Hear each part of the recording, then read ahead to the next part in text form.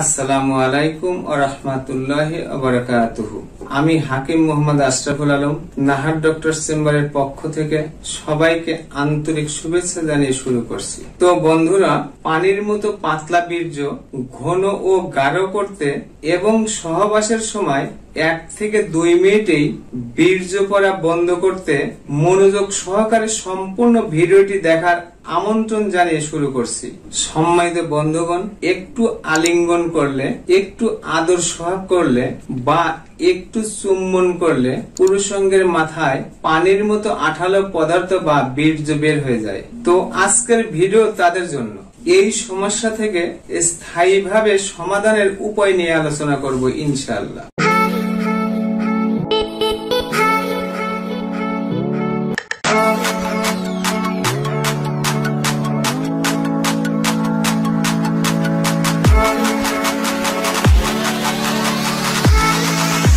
তো সম্মানিত বন্ধুগণ, আজ ছোট্ট একটি উদাহরণ দিয়ে শুরু করছি। তো বন্ধুরা, যদি একটি কাচের গ্লাসে মধু নেন আর সেই গ্লাসটি যদি হাত থেকে পড়ে গিয়ে ভেঙে যায়, তাহলে দেখবেন সম্পূর্ণ মধু পড়ে যাবে না, কারণ মধুটা গাঢ়।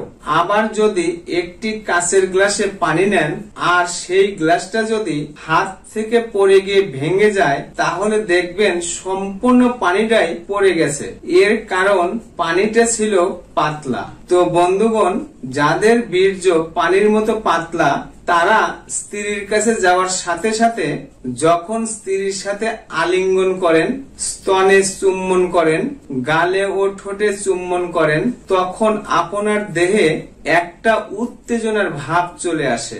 আর এই উত্তেজনা বশত লিঙ্গ থেকে পাতলা পানির মতো আঠালো বীর্য বের হয়ে আসে। কিন্তু যাদের বীর্যটা গাঢ়, তারা যদি দীর্ঘ সময়ও আলিঙ্গন করেন, দীর্ঘ সময় চুম্বন করেন, দীর্ঘ সময় স্ত্রীর গালে ঠোঁটে চুম্বন করেন, এমনকি দীর্ঘ সময় আনন্দ ফুর্তি করলেও তাদের বীর্য বের হয় না, কারণ তাদের বীর্যটা অনেক গাঢ়। তো বন্ধুরা, দীর্ঘ সময় মিলন করার জন্য আপনার বীর্য ঘন ও গাঢ় হওয়াটা অত্যন্ত জরুরি।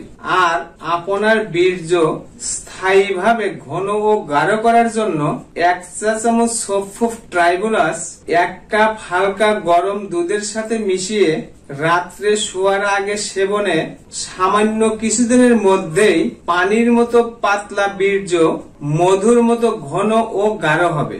বীর্যের পরিমাণ বৃদ্ধি হবে।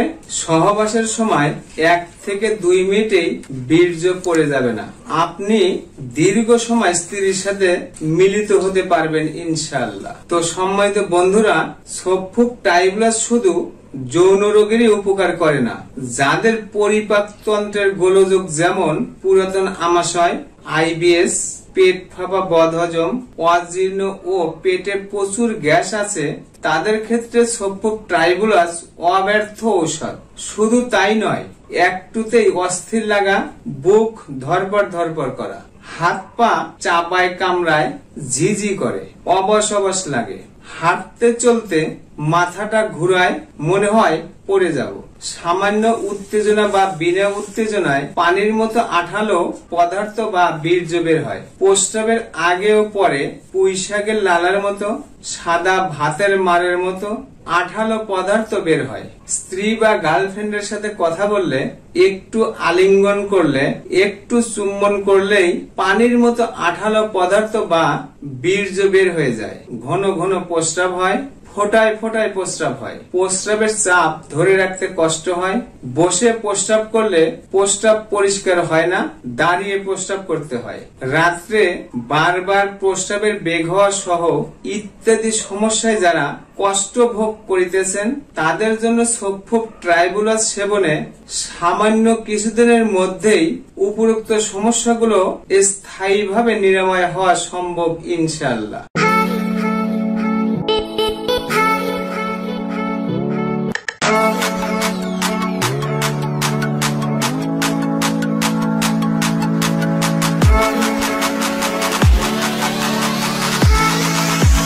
সম্মানিত দর্শক, সফট ট্রাইবুলাস হচ্ছে একটি গাছের ফল।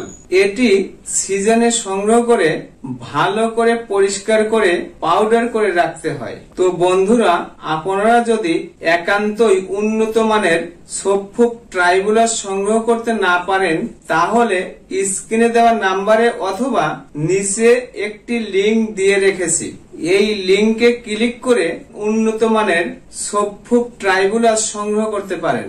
সম্মানিত দর্শক, যারা যৌন দুর্বলতা, দ্রুত বীর্যপাত, লিঙ্গ উত্থান অক্ষমতা, আইবিএস, পুরাতন আমাশয় এবং পেটের বিভিন্ন রোগ নিয়ে দিনের পর দিন, মাসের পর মাস, এমনকি বছরের পর বছর কষ্ট ভোগ করিতেছেন, বিভিন্ন জায়গায় চিকিৎসা করেও আশা ছেড়ে দিয়েছেন, হয়তো জীবনে আর কখনো এই রোগ থেকে মুক্তি পাবো না, আপনাকে বলছি, আপনি হতাশাগ্রস্ত না হয়ে আপনার রোগের স্থায়ী সমাধান পেতে স্ক্রিনে দেওয়া ঠিকানায় একবারের জন্য হলেও যোগাযোগ করুন। আপনার রোগ যত জটিল, যত পুরাতন এবং যত কঠিন হোক না কেন, সম্পূর্ণ স্থায়ীভাবে নিরাময় হওয়া সম্ভব ইনশাআল্লাহ। সম্মানিত দর্শক, রোগ মুক্ত জীবন গড়তে এবং নতুন নতুন স্বাস্থ্য বিষয়ক পরামর্শ পেতে আমার চ্যানেলটি এখনই সাবস্ক্রাইব করে নিন, লাইক দিয়ে আমার সাথেই থাকুন, ভিডিওটি শেয়ার করে অন্যদের দেখার সুযোগ করে দিন। আমার কথাগুলো কোথাও বুঝতে অসুবিধা হলে অথবা বিস্তারিত জানতে কমেন্ট করুন। সম্মানিত দর্শক, আপনাদের শরীরে কোনো প্রকার রোগের উপসর্গ প্রকাশ পেলে আন্দাজে ফার্মেসি থেকে ওষুধ কিনে না খেয়ে অবশ্যই একজন অভিজ্ঞ চিকিৎসকের পরামর্শ নেওয়ার আহ্বান জানিয়ে আজ বিদায় নিচ্ছি। আবারও দেখা হবে নতুন কোনো বিষয় নিয়ে। ততক্ষণ মহান আল্লাহ তাআলা আমাদের সবাইকে ভালো রাখুন, সুস্থ রাখুন।